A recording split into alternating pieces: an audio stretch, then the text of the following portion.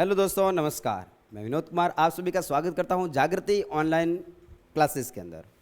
तो हमारा second chapter मानव तंत्र, जिसको हमने पूरी तरीके से कंप्लीट कर लिया है।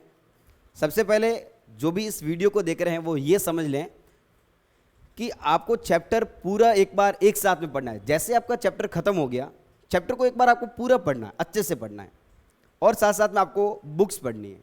बुक्स पढ़ने के बाद में आपको क्वेश्चन सॉल्व करने हैं। सारे क्वेश्चन सॉल्व कर लिए आपने सारे, तो अब हम करते हैं डिस्कशन। अगर आपने ये काम नहीं किया है तो पहले आप इस वीडियो को जाइए, लाल बटन पे जाके बंद कर दीजिए उसको।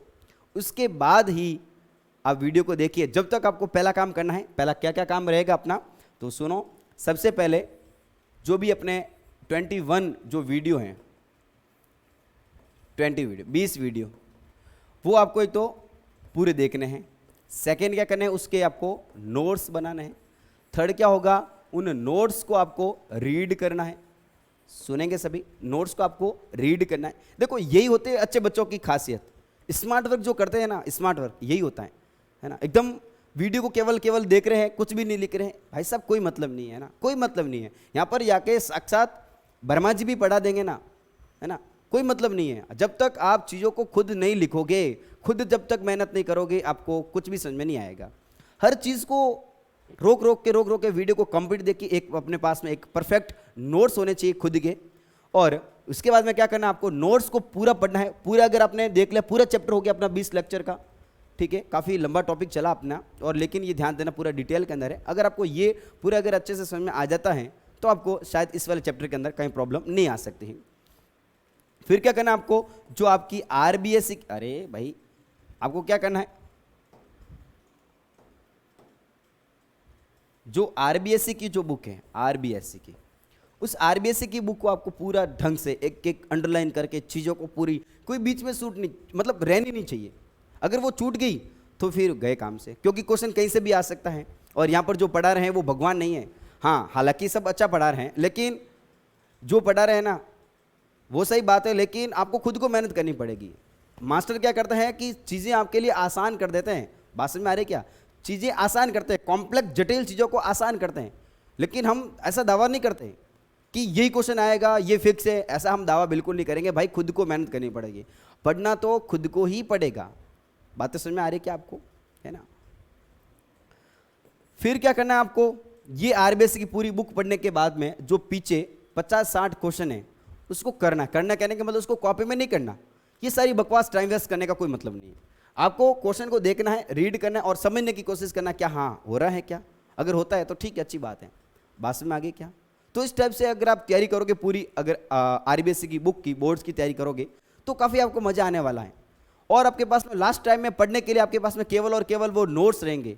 मैं ये नहीं बोलता कि केवल और केवल नोट्स पढ़ें, मैं ये नहीं बोलूँगा केवल और केवल बुक पढ़ें। आपकी इच्छा, जब आपकी इच्छा क्या कहती है, मैं तो बोलूँगा कि अगर आप नोट्स पढ़ोगे, क्योंकि नोट्स को हमने सारी चीज़ें एकदम सिंपल वे में प्रेजेंट की हैं, सरल करके उसको विद डायग्राम के माध्यम से, तो आप नोट्स रखें। बुक की कोई चीज़ें अगर छूट भी जाती हैं पीछे, तो उसको भी आप साथ साथ में नोट करेंगे। बात में आ रही है कि आपका बहुत ही जल्दी टेस्ट होने वाला है। तो स्टार्ट करते हैं, अपन क्वेश्चन सॉल्व करते हैं। अगर आपने क्वेश्चन सारे पूरे देख लिए हो, उस क्वेश्चन का डिस्कशन करेंगे। सबसे पहले क्वेश्चन नंबर 1, और इस क्वेश्चन के माध्यम से वापस अपन टॉपिक को भी कवर करने की कोशिश करेंगे। क्वेश्चन नंबर 1 कि विभिन्न स्तरों पर भोजन पाचित रस तथा अवशिष्ट की गति को कौन नियंत्रित करता है। यानी उसने बोला कि भोजन, देखो क्वेश्चन को समझो, पहले क्वेश्चन को समझना है कि ये बोला कि भोजन अपना यहाँ से नीचे जा रहा है, नीचे से वापस अमाशय के अंदर जा रहा है, अमाशय से छोटी आंत के अंदर जा रहा है, तो उसको नियंत्रित कौन करता है। नियंत्रित कौन करता है, या तो उसको जाने देना है या नहीं देना है, नियंत्रित कौन कर रहा है। अरे हमने बात की थी, वहां पर एक ढक्कन पाए जाते हैं, ढक्कन पाए जाते हैं। वो ढक्कन क्या करते हैं, ढक्कन बोलो या फिर इसको क्या बोला जाता है, सवर्णी पेशियां। वो सवर्णी पेशियां क्या करती हैं, उनको रेगुलेट करती हैं कि भोजन को ग्रास नली से कहां पर जाना है, अमाशय के अंदर, और अमाशय से वापस ऊपर जाना है कि नहीं जाना है, या नीचे जाना है कि नहीं जाना है। तो वो सारा नियंत्रण कौन करती है, अपनी सवर्णी पेशियां। कौन करेगी, सवर्णी पेशियां करेगी। बात में आ गई क्या, चलो ठीक है। सेकंड क्वेश्चन की बात करेंगे। निम्नलिखित में से कौन से दांत मांसाहारी पशुओं में अधिक विकसित होते हैं। याद आ रहा होगा आपको सब कुछ। मांसाहारियों के अंदर दांत विकसित होते हैं कौन से वाले, रदनक दांत। सबसे पहली बात तो कौन से दांत होंगे, रदनक दांत। लेकिन हाँ दांत आ गए तो दांत के बारे में बताओ मुझे कि दांत की जो संरचना होगी, दांत कितने प्रकार के होंगे। तो सबसे पहले आपको याद होना चाहिए कि टाइप्स ऑफ टीथ, दांत कितने प्रकार के होते हैं। तो सर दांत होते हैं हमारे बॉडी के अंदर 4 प्रकार के। कितने प्रकार के हो गए? 4 प्रकार का। याद हो रहा होगा सबको नाम, कर्तनक, रदनक, कर्तनक, रदनक, अग्र चर्वणक और कौन सा हो गया? चर्वणक। सुनो एक बार, कौन कौन सा हो गया? कृतनक, रदनक, अग्र चर्वणक। कृतनक, रदनक और कर्तनक, रदनक, अग्र चर्वणक और कौन सा हो गया? चर्वणक। बात में आ गई क्या? 4 प्रकार के दांत होंगे। लेकिन मांसाहारियों में देखो इसके काम भी आपको आने चाहिए। इसका काम क्या हो गया? सर कुतरने में काम आता था, याद आ रहा होगा आपको। इसका काम क्या हो गया? चीरना फाड़ना। काम क्या हो गया इसका? चीरना फाड़ना। और अग्र चर्वणक, और इसका काम क्या हुआ था? चबाना। बहुत बढ़िया है ना, काम क्या हो गया इसका? चबाना काम हो गया था। अब बताओ इसमें से कि जो भी रदनक दांत होगा उसका काम क्या होगा? चीरना फाड़ना। चीरना फाड़ना किस में ज्यादा होता है? तो सीधी सी बात है किस में ज्यादा होगा? मांसाहारी जो पशु होते हैं उनके अंदर ज्यादा विकसित होंगे। कौन से दांत होंगे? अपने रदनक दांत होंगे। नेक्स्ट क्वेश्चन की बात करते हैं। नेक्स्ट क्वेश्चन की बात करेंगे, एपिग्लोटिस का प्रमुख कार्य क्या है। अब बात आती है एपिग्लोटिस। तो एपिग्लोटिस होती क्या? सबसे पहली बात हुई है एपिग्लोटिस क्या होती है, इसको समझेंगे। इसको समझेंगे, उसका आंसर बताएंगे सभी सबसे पहले। हाँ बहुत बढ़िया। भोजन को ग्रसनी में भेजना, भोजन को श्वास नली में प्रवेश से रोकना, भोजन को ग्रहणी तक पहुंचाना, उपरोक्त में से कोई नहीं। उसका आंसर क्या होगा? सेकंड वाला आंसर होगा, यानी भोजन को श्वास नली में प्रवेश से रोकना। देखो एपिग्लोटिस नाम आते ही आपके माइंड के अंदर पिक्चर आनी चाहिए सीधी सी, कि हमने 2 पाइप के बारे में पढ़ा था। 2 पाइप के बारे में पढ़ा था। एक होता है कौन सा वाला? अपनी श्वास नली, और दूसरी कौन सी होती है? ग्रास नली। तो ये वाली कौन सी होगी? श्वास नली। कौन सी होगी? ये श्वास नली, ठीक है। और ये वाली कौन सी होगी अपनी? ग्रास नली। कौन सी होगी? ग्रास नली। ग्रास नली के अंदर भोजन जाता है, फूड जाती है। और श्वास नली के अंदर कौन जाता है भाई? सभी बोलेंगे ग्रास नली। श्वास नली के अंदर कौन जाती है? हवा जाती है, ठीक है। अब भोजन यहां पर आया, सुनो सुनो सुनो सभी, भोजन अगर यहां पर आया, भोजन को यहां पर नहीं डालना, भोजन को अपने यहां डालना है। लेकिन यहां पर एक ढक्कन पाया जाता है, एक ढक्कन पाया जाएगा जिसका नाम क्या हो गया? एपिग्लोटिस। क्या बोलेंगे इसको? एपिग्लोटिस बोलेंगे। ये एपिग्लोटिस ही क्या करेगी? नियंत्रण करेगी कि भोजन को श्वास नली में जाने नहीं देना, इसको जाने देना किसके अंदर? ग्रास नली के अंदर। कोई दिक्कत वाली बात नहीं होनी चाहिए यहां पर, बिल्कुल। अगली बात करेंगे, एंजाइमों द्वारा सर्वाधिक भोजन पाचन की क्रिया यहां संपन्न की जाती है। एंजाइमों के द्वारा देखो सर्वाधिक पाचन और अवशोषण की बात हो रही है यहां पर। सर्वाधिक पाचन और अवशोषण कहां पर होगा? सबको पता होगा। मैक्सिमम डाइजेशन एंड एब्जॉर्प्शन कहां पर होता है? सीधी सी बात है, कहां पर होगा भाई? अपने छोटी आंत के स्मॉल इंटेस्टाइन के। स्मॉल इंटेस्टाइन के हमने भाग देखे थे, कौन कौन से वाले? 3 भाग देखे थे हमने। कौन कौन सा? डुडेनियम, जुजीनियम और कौन सा देखा था हमने? इलियम देखा था। यानी इसको क्या बोलेंगे हम?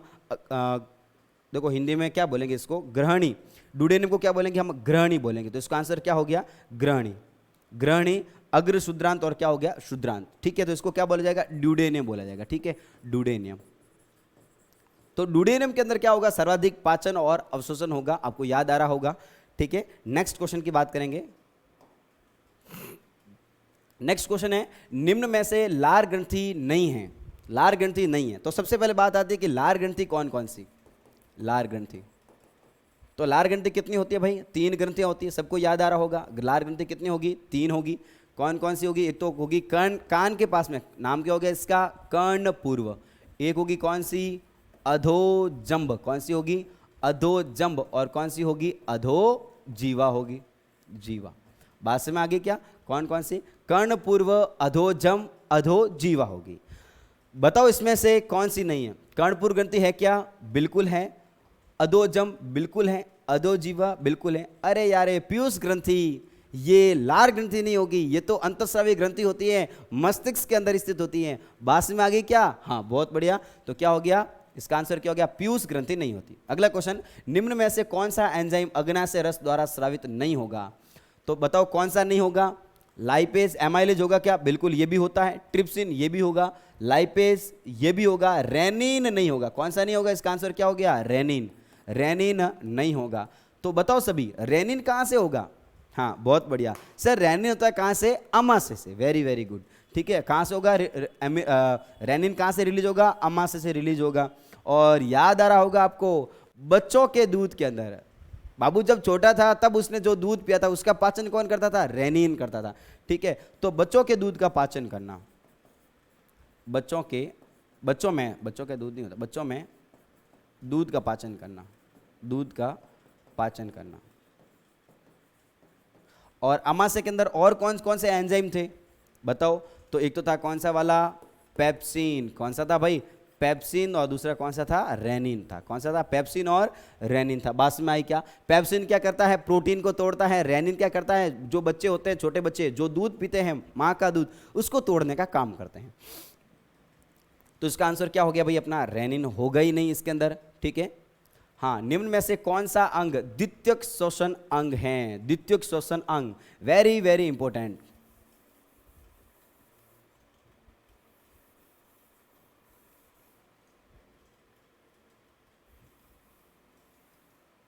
देखो, सेकेंडरी रेस्पिरेटरी ऑर्गन की बात करेंगे तो श्वसन अंग मैंने खोल के बताया था यहां पर आपको। एक तो बताया था प्राथमिक, और बाकी वाले कौन से थे? द्वितीयक। द्वितीय के अंदर आपने देखा था प्राथमिक कौन सा होता है अपना? केवल और केवल नाक होता है। द्वितीय कौन सा होगा? मुंह होगा। द्वितीय कौन सा होगा? मुंह। अरे याद आ रहा होगा आपको, ये देखो। तो इसके अंदर क्या हुआ? अरे बड़ा खूबसूरत डायग्राम बन गया। ठीक है, नोज ये बना किसके लिए? नोज हवा के लिए बना है भाई। नोज का काम क्या? हवा के लिए। लेकिन जब हमारा नाक खराब हो जाता है, जब हमारा नाक खराब हो जाता है, तब क्या हो गया? काम लेंगे हम किसको? मुंह को काम लेंगे, माउथ को काम लेंगे। बात में आ रही क्या सारी चीजें? ठीक है, तो इसका आंसर क्या हो गया? मुख हो गया। बाएं फेफड़े में पाए जाने वाले खंडों की संख्या। अब देखो, बाएं कहने का मतलब क्या होता है ये बताओ सबसे पहले तो बाएं कहने का मतलब क्या हो गया? बाएं कहने का मतलब क्या? ये किसकी बात कर रहा है? LEFT, लेफ्ट की बात कर रहा है। ठीक है, बाएं कहने का मतलब किसकी बात कर रहा है? लेफ्ट की। तो आपको याद आ रहा होगा, हमने फेफड़े बनाए थे यहाँ पर, ये फेफड़े, ये होगी हमारी श्वास नली। श्वास नली आगे जाकर किस में खुलेगी? ये छोटी छोटी श्वसनी में खुलेगी, छोटी छोटी श्वसनी में खुलेगी, ब्रोंकाई में खुलेगी। ये आगे जाकर किस में खुलती है? वापस फेफड़ों में। और इस वाले फेफड़े के अंदर कितने खाने थे? 3 खाने। इसमें कितने लोब्स थे? यहाँ पर 2 लोब्स थे। याद आ रहा होगा आपको? तो इसमें कितने लोब्स होते हैं? 2। तो बताओ इसका आंसर क्या हो गया? 2। अरे ये वाला कौन सा हो गया भाई अपना? राइट। कौन सा हो गया? राइट। और ये वाला कौन सा हो गया? लेफ्ट। कौन सा हो गया? लेफ्ट हो गया। तो बताओ इसमें कितने खाने होते हैं यहाँ पर? 2, यानी 2 पालियों से मिलकर बना हुआ होगा। अगला क्वेश्चन, एल्वियोलाई में पाई जाती है। एल्वियोलाई में कौन सी उपकला पाई जाती है? याद करो सभी, एल्वियोलाई होती क्या? सबसे पहले कुप्पी का। एल्वियोलाई कहने का मतलब क्या बोलेंगे इसको? कुप्पी का। कुप्पी का कहां पर पाई जाती है? सबसे पहली बात, कुप्पी का पाई जाती है सर कहां पर पाई जाती है? फेफड़ों में। कहां पर पाई जाती है? फेफड़ों में। और ये कहलाती है संरचनात्मक व क्रियात्मक इकाई। संरचनात्मक व क्रियात्मक इकाई क्या कहलाती है? संरचनात्मक व क्रियात्मक इकाई कहलाती है। किसकी संरचनात्मक और क्रियात्मक इकाई कहलाती है भाई? फेफड़ों की संरचनात्मक और क्रियात्मक इकाई कहलाती। बहुत सारी पाई जाती थी, याद आ रहा होगा आपको। कितनी पाई जाती है ये सर? 300 मिलियन पाई जाती है। कितनी पाई जाती है? 300 मिलियन पाई जाती है। और इसको हमने खोल के देखा था, याद आ रहा होगा है ना बाबू सबको? तो यहां पर हमने खोल के देखा। जब खोल के देखते हैं तो इनकी दीवारों के अंदर एक ऐसी उपकला पाई जाती थी, है ना, जिसके अंदर कोई भी चीज आर पार हो सकती है। कोई भी चीज आर पार हो सकती है। बताओ कौन सी वाली उपकला? सरल सल की उपकला। कौन सी उपकला थी? सरल सल की उपकला। कौन सी थी? सरल सल की उपकला। तो इसका आंसर क्या हो गया? उपकला होती है क्या केवल? उपास्थि चले होते हैं? नहीं, गलत बात क्यों कर रहे हो? ये नहीं हो सकता। कौन सा होगा? सल की उपकला। कौन सी होगी अपनी? सल की उपकला होगी। बात में आ रही क्या? रुधिर का द्रव्य भाग क्या कहलाता है? बताओ सभी बोलो। ठीक है, रुधिर का द्रव्य भाग क्या कहलाता है? देखो नहीं दिख रहा है तो ये देख लो। रुधिर का द्रव्य भाग क्या कहलाता है?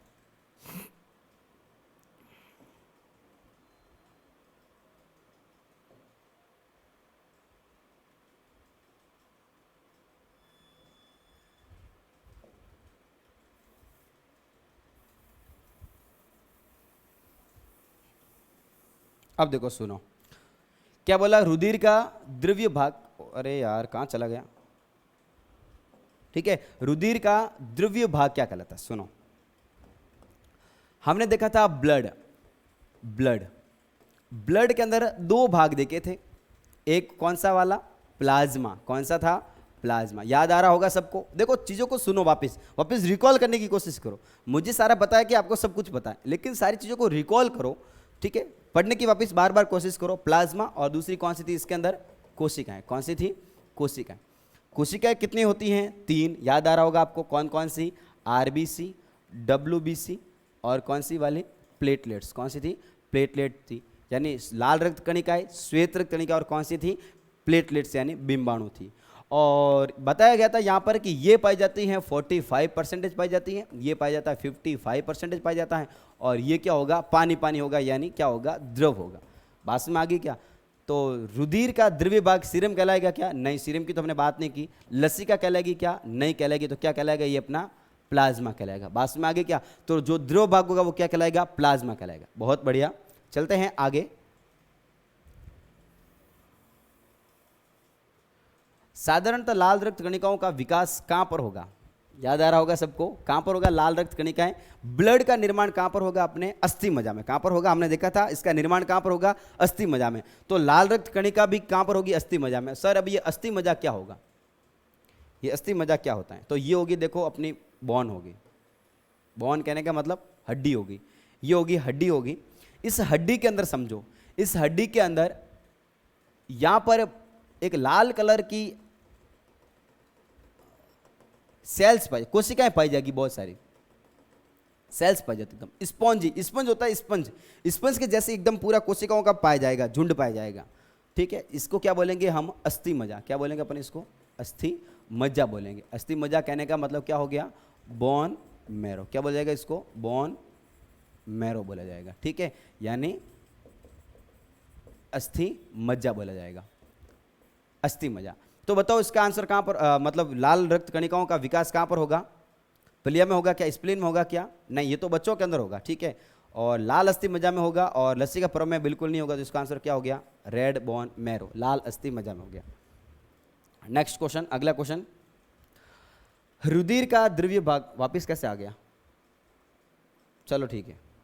हाँ, उपरोक्त निम्न में से कौन सी कोशिकाएं श्वेत रक्त कणिका नहीं हैं, श्वेत रक्त कणिकाएं नहीं हैं। तो आपको याद आ रहा होगा, डब्ल्यूबीसी की बात करेंगे, डब्ल्यूबीसी देखा था। डब्ल्यूबीसी कितने टाइप की, 2 टाइप की। एक तो कौन कौन सी, कणिकाणु, कौन सी होती हैं, कणिकाणु, कणिकाणु यानी ग्रेनुलोसाइट। दूसरी कौन सी होती हैं, अकणिकाणु, कौन सी होगी, अकणिकाणु। अब अकणिकाणु के अंदर, कणिकाणु के अंदर कितनी, याद आ रहा होगा आपको सभी को, acidophil, basophil, neutrophil, acidophil, eosinophil या फिर एसिडोफिल, एक ही बात है। इसिनोफिल, बेसोफिल और कौन सी होगी, न्यूट्रोफिल। सभी याद करेंगे अगर याद नहीं है किसी को, एसिनोफिल, बेसोफिल और कौन सी, न्यूट्रोफिल। और अकणिकाणु के अंदर कौन सी होती हैं, याद रहोगे आपको, मोनोसाइट और कौन सी होगी, लिम्फोसाइट। अब बताओ देखो इसमें से कौन सी नहीं है, बी लिम्फोसाइट। अरे सर लिम्फोसाइट के टाइप होते हैं, बी लिम्फोसाइट और कौन सा हो गया, टी लिम्फोसाइट, कोई दिक्कत वाली बात नहीं है। और अब सुनो, बी लिम्फोसाइट तो होती हैं, बिंबाणु उसकी बात नहीं करेंगे, बेसोफिल, सर बेसोफिल ये रही, मोनोसाइट, बिल्कुल सर मोनोसाइट ये रही। बताओ कौन सी नहीं है, बिंबाणु नहीं है। कौन सी नहीं है, बिंबाणु नहीं है। अरे बिंबाणु खुद अपने आप में एक अलग सेल है। आरबीसी, डब्ल्यूबीसी और प्लेटलेट्स, प्लेटलेट्स तो क्या बोलेंगे हम, बिंबाणु बोलेंगे। बहुत बढ़िया। किस रक्त समूह लाल रक्त कणिकाओं पर ए व बी दोनों प्रतिजन उपस्थित होते हैं। हमने ब्लड ग्रुप की बात नहीं की थी, हमने ब्लड ग्रुप को समझेंगे हम 4th चैप्टर के, अपने चौथे वाले चैप्टर के अंदर पढ़ेंगे, ठीक है। नेक्स्ट क्वेश्चन पे चलते हैं, अगला वाला क्वेश्चन, परिसंचरण के दौरान रक्त हृदय में कितनी बार गुजरता है। वेरी वेरी इंपॉर्टेंट क्वेश्चन, बहुत बढ़िया क्वेश्चन है ये, ठीक है। सुनो, ये देखा था हमने हृदय, ये हमारा दिल, और दिल के अंदर क्या होगा, दिल के अंदर क्या होगा, यहाँ पर बॉडी, बॉडी कहने का मतलब शरीर की कोशिकाएं। सभी देखो सुनेंगे, है ना। पढ़ने वाले बच्चे पढ़ लेते हैं, भाई ध्यान देना, पढ़ने वाले बच्चे बिल्कुल ही हरकतें नहीं करते, जो भी वीडियो देखा है उसको कंप्लीट देख लेते हैं। नहीं पढ़ने वाले बच्चे बहाने बनाते रहते हैं और कुछ न कुछ बोलते रहते हैं, बस ये सारी बकवास है, कोई मतलब नहीं है। जो भी है पढ़ाया जाता है, पढ़ो अच्छे से पढ़ो, चीज़ों को नॉलेज लेने की कोशिश कीजिए, ज्ञान की वैल्यू भाई आगे जाके ध्यान देना। बॉडी, ये होगी बॉडी। बॉडी से अशुद्ध रक्त आया, कलेक्ट किया गया, चीज़ों को समझना, कलेक्ट किया गया, ग्रहण किया गया, और ग्रहण करने के बाद में इसको यहाँ पर डाल दिया गया, और फिर चला गया वो नीचे, नीचे से चला गया वापस किसके पास में, फेफड़ों के पास में चला गया। फेफड़ों के अंदर क्या हो गया, इसका शुद्धिकरण हुआ, क्या हुआ, प्योरिफिकेशन हुआ। प्योरिफिकेशन के बाद में ये वापस आ गया हृदय के अंदर। तो देखो सुनो, ये रक्त, अब देखो सुनो, ये रक्त यहाँ पर था, एक बार आया हृदय के पास में, एक बार आया हृदय के पास में, गया वापस फेफड़ों के पास में, शुद्ध होके वापस वो का वो रक्त आ गया। एक और एक कितनी बार हो गई, 2 बार। तो हृदय के पास में ये रक्त कितनी बार पहुंचा, 2 बार। कितनी बार पहुंचा, 2 बार। अरे तभी तो क्या बोलेंगे इसको, दोहरा परिसंचरण तंत्र। क्या बोलेंगे इसको, दोहरा परिसंचरण तंत्र बोलेंगे, यानी डबल सर्कुलेशन बोलेंगे, क्योंकि हृदय के पास में ब्लड कितनी बार आएगा, 2 बार। हृदय के पास में ब्लड कितनी बार आता है, 2 बार आता है। बहुत बहुत इंपॉर्टेंट बात। तो कितनी बार आएगा, ये 2 बार आएगा। मनुष्य मुख्य रूप से किसका उत्सर्जन करेंगे, याद आ रहा होगा सबको, 3 प्रकार के जीव जंतु होते हैं। जीव जंतु होंगे अपने 3 प्रकार के। कौन कौन से होंगे, ऐसे जीव जो अमोनिया का उत्सर्जन करेंगे, ऐसे जीव जो अमोनिया का उत्सर्जन करेंगे, सभी बोलेंगे, क्या बोलेंगे इसको, अमोनिया उत्सर्जी बोलेंगे। कुछ लोग यूरिया का उत्सर्जन करेंगे, यूरिया उत्सर्जी, और कुछ लोग यूरिक अम्ल को निकालते हैं शरीर से बाहर, यूरिक अम्ल को। ठीक है, उसके उदाहरण देखे थे हमने। 3 प्रकार के जीव जंतु पाए जाते हैं। अमोनिया उत्सर्जी, जो अमोनिया का उत्सर्जन करेगा, अमोनिया उत्सर्जी। जो यूरिया का उत्सर्जन करेगा, यूरिया उत्सर्जी। और जो यूरिक अम्ल का उत्सर्जन करेगा, नाम क्या हो गया इसका, यूरिको उत्सर्जी बोलेंगे। अमोनिया उत्सर्जी वाले कौन कौन से थे, उदाहरण की बात करेंगे, वेरी वेरी इंपॉर्टेंट। जलीय जीव, जलीय जीव, अस्थिल मछलियां, अस्थिल मछली। जो अस्थिल मछलियां होगी वो किसका उत्सर्जन करेगी, अमोनिया का उत्सर्जन करेगी। बात समझ में आ रही है क्या। और यूरिया का उत्सर्जन कौन करेंगे, मेंढक हो गया, मेंढक हो गया, मनुष्य हो गए, मानव, मनुष्य। ठीक है, ये किसका उत्सर्जन करेंगे, यूरिया का। तो बताओ मनुष्य मुख्य रूप से किसका उत्सर्जन करेंगे। देखो आप सुनो, मजे की बात सुनो, अमोनिया का अगर उत्सर्जन कर दिया ना तो उसके सारे पेनिस वगैरह सारे सिस्टम जल जाएंगे, है ना, क्योंकि बड़ा जहरीला होगा। याद आ रहा होगा आपको, कैसा होगा, ये बड़ा जहरीला होता है। ये देखो अब दिख रहा होगा आप सभी को, कैसा होता है, ये बड़ा जहरीला होगा। ठीक है, अमोनिया नहीं होगा बिल्कुल ही, अमोनिया तो बिल्कुल होना ही नहीं चाहिए यहाँ पर। यूरिक अम्ल, ये तो पक्षी वगैरह जो सरीसृप वगैरह होते हैं वो करते हैं।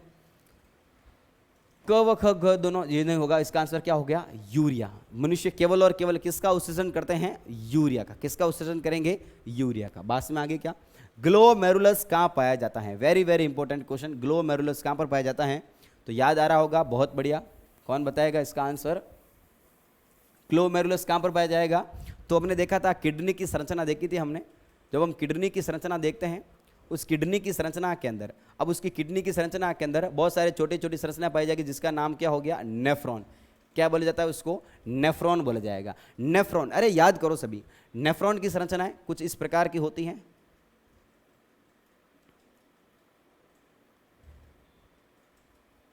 ये हो गया अपना नेफ्रॉन हो गया। और नेफ्रॉन के अंदर देखो सुनो, नेफ्रॉन के अंदर यहां पर आती थी पाइप्स आती थी, कौन सी, याद आ रहा होगा सबको, अभिवाही धमनी। कौन सी वाली, अफरेंट आर्टीरियल्स, यानी अभिवाही धमनी।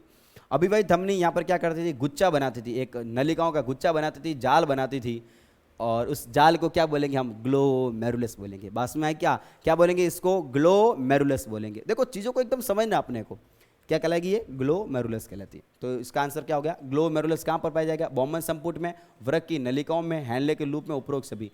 अब ग्लोमेरुलस यहाँ पर पाया गया, और इसका नाम क्या हो गया, ये इसका नाम क्या हो गया भाई, इसका नाम हो गया कौन सा वाला, बॉमन संपुट। क्या नाम हो गया इसका, बॉमन संपुट नाम हो गया।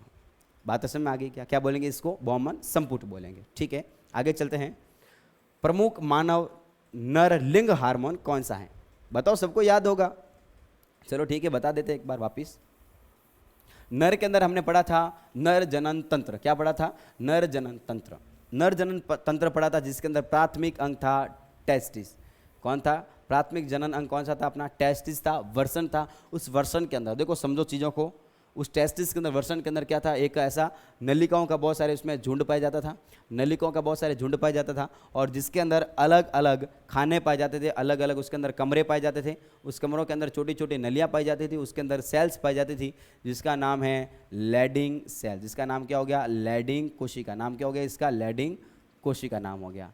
ठीक है, उस लैडिंग कोशिका से क्या बनता था, हार्मोन। क्या बनता था, इससे हार्मोन बनता था। और हार्मोन कौन सा बताओ, वेरी वेरी इंपॉर्टेंट, कौन सा वाला हार्मोन, एस्ट्रोजन हार्मोन। कौन सा वाला भाई, एस्ट्रोजन हार्मोन। अरे क्या बोल रहे हो, ठीक है, इससे हार्मोन कौन सा बनेगा भाई, टेस्टोस्टेरोन हार्मोन। टेस्टोस्टेरोन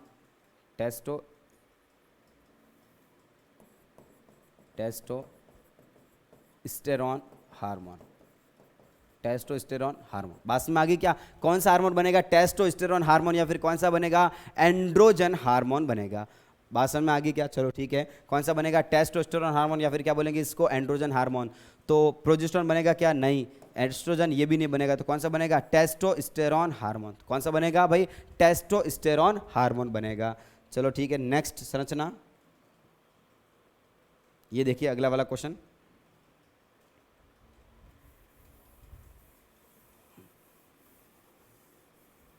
हाँ, निम्न में से प्राथमिक लैंगिक अंग हैं। निम्न में से प्राथमिक लैंगिक अंग है। प्राथमिक कहने का मतलब सबसे ज्यादा महत्वपूर्ण, जिसके बिना काम नहीं चलता। याद आ रहा होगा, सबसे इंपॉर्टेंट, सबसे महत्वपूर्ण, जिसके बिना काम नहीं चलता, क्या कहलाता है अपना, प्राथमिक जनन अंग कहलाता है। अब प्राथमिक जनन अंग मेल के अंदर कौन था, मेल के अंदर कौन था, नर के अंदर और मादा के अंदर। फीमेल के अंदर बात करेंगे दोनों की।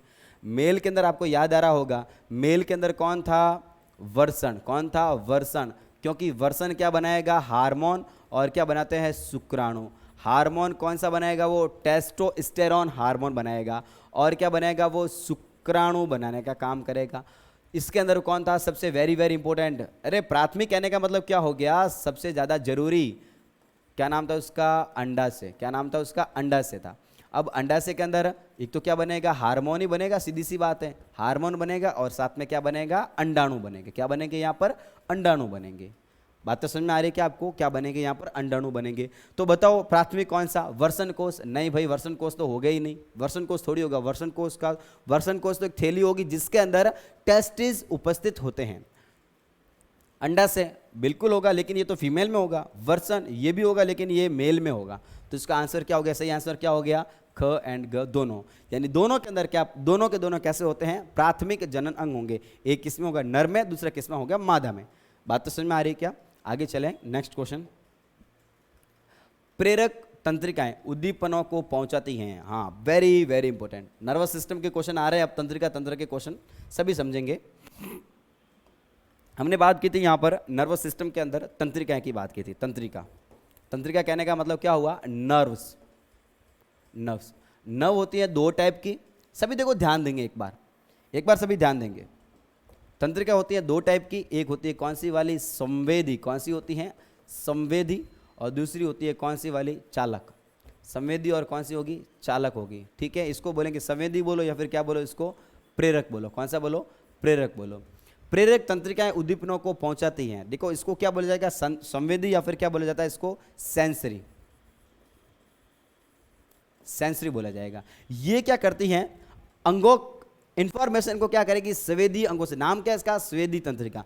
अंगों से क्या करेगी, उद्दीपनों को ग्रहण करेगी। ग्रहण करने के बाद में इसको मस्तिष्क तक पहुंचाएगी। ग्रहण किया, मस्तिष्क तक पहुंचाया, यानी क्या हो गया, अंगों से ब्रेन तक पहुंचाएगी। ब्रेन वापस इसको रीड करेगा और वापस इसको अंगों तक भेजने का काम करेगा। तो क्या हुआ इसका मेन कारण, मतलब मेन काम क्या होगा इसका, सभी सुनेंगे। यानी ऑर्गन, अंगों से मस्तिष्क तक, अंगों से मस्तिष्क तक लेके आना। और इसका कार्य क्या हो गया, मस्तिष्क यानी ब्रेन से कहाँ लेके आना, वापस अंगों तक लेके आना। बात में आ गई क्या, बहुत बढ़िया। यानी इसका काम क्या हो गया, केंद्रीय तंत्रिका तंत्र से अंगों तक लेके आना। ये तो गलत बात होगी, अंगों से केंद्रीय तंत्रिका तक जाना, बिल्कुल सही बात। इसका आंसर क्या हो गया, ये हो गया। कॉर्पोरा क्वाड्रिजेमिन कहाँ पाया जाता है, कॉर्पोरा क्वाड्रिजेमिन पाया जाता है। याद करना सभी, कॉर्पोरा क्वाड्रिजेमिन कहाँ पर पाया जाएगा। तो कॉर्पोरा क्वाड्रिजेमिन की बात करेंगे, हमने मस्तिष्क को देखा था, ब्रेन को देखा था। याद करो सभी, ब्रेन को देखा था, ब्रेन के कितने भाग? 3 भाग। कौन कौन सा? अग्र मस्तिष्क, मध्य मस्तिष्क, पश्च मस्तिष्क। ऐसे हम बहुत सारे क्वेश्चन सॉल्व करेंगे, एग्जाम से पहले भी करेंगे, दुनिया भर के क्वेश्चन। कौन कौन सा? अग्र मस्तिष्क, मध्य मस्तिष्क, पश्च मस्तिष्क। अग्र मस्तिष्क, मध्य मस्तिष्क, मध्य मस्तिष्क, और कौन सा हो गया अपना? पश्च मस्तिष्क। ठीक है, forebrain, midbrain, hindbrain. कौन सा? Forebrain, midbrain, hindbrain. मध्य मस्तिष्क की हमने फोटो बनाया था, मध्य मस्तिष्क को हमने काट के देखा था, तो उसके अंदर इस प्रकार की संरचनाएं मौजूद थी, जिसके अंदर 2 ऊपर खाने, 2 नीचे खाने, ऐसे। याद आ रहा होगा सबको? इसमें से प्रत्येक को क्या बोलेंगे हम? कॉर्पोरा क्वाड्रिजेमिन। कॉर्पोरा क्वाड्रिजेमिन। क्या बोलेंगे इसको? कॉर्पोरा क्वाड्रिजेमिन बोला जाएगा। जिसमें से ऊपर वाले का काम क्या हो गया? याद आ रहा होगा सबको? ऊपर वाला देखता है, यानी ऊपर वाले का काम क्या हो गया? देखना। ऊपर वाले का काम क्या हो गया? देखना। नीचे वाले का काम क्या हो गया? सुनना। क्या काम हो गया? सुनना। बात में आ रही क्या? ऊपर वाले का काम क्या हो गया? देखना। नीचे वाले का काम क्या हो गया? सुनना। बहुत बढ़िया। तो इसका आंसर क्या हो गया? कॉर्पोरा क्वाड्रिजेमिन कहाँ पर पाए जाएंगे? अग्र मस्तिष्क में। गलत बात। मध्य मस्तिष्क में हो सकता है, पश्च मस्तिष्क में ये नहीं होगा। इसका आंसर क्या हो गया अपना? मध्य मस्तिष्क। बातें समझ में आ रही क्या? बहुत बढ़िया। चलते हैं आगे। पीयूष ग्रंथि कौन सा हार्मोन स्रावित नहीं करती? ध्यान देना, वेरी वेरी इंपॉर्टेंट क्वेश्चन है। ये ऐसे क्वेश्चन है जिससे आपके जो पढ़ा हुआ जो टॉपिक है वो सारा एक बार रिकॉल हो जाएगा। पीयूष ग्रंथि से कौन सा हार्मोन स्रावित नहीं होता? इसने क्या बोला? हार्मोन स्रावित नहीं होता। ठीक है, तो देखते हैं पीयूष ग्रंथि के भी हार्मोन कौन कौन से होते हैं इसके। पीयूष ग्रंथि,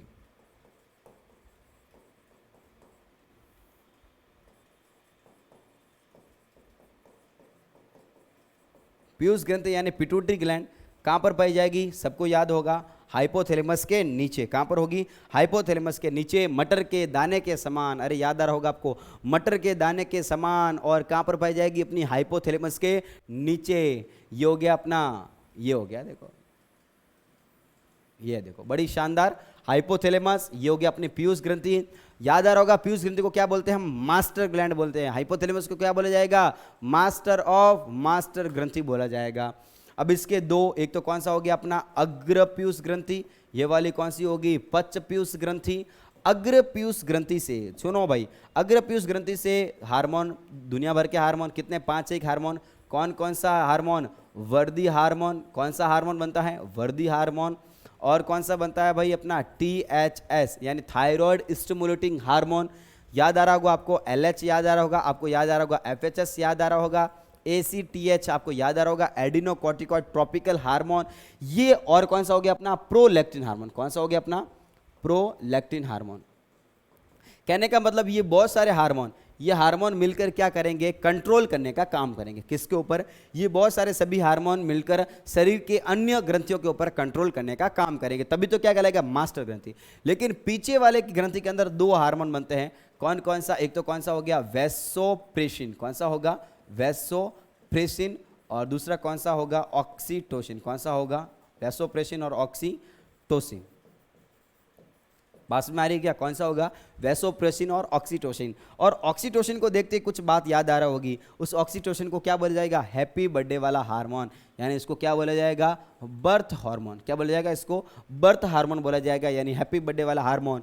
और ये वैसोप्रेसिन, ये वैसोप्रेसिन क्या करेगा? जल का पुनः अवशोषण करने का काम करेगा डीसीटी के अंदर। डीसीटी यानी नेफ्रॉन के अलग अलग भाग होगा। हाँ बहुत बढ़िया, नेफ्रॉन के अलग अलग भाग होंगे जिसके अंदर क्या होगा? डीसीटी। और डीसीटी के अंदर जल का पुनः अवशोषण करने का काम किया था, अगर आपको याद आ रहा हो तो।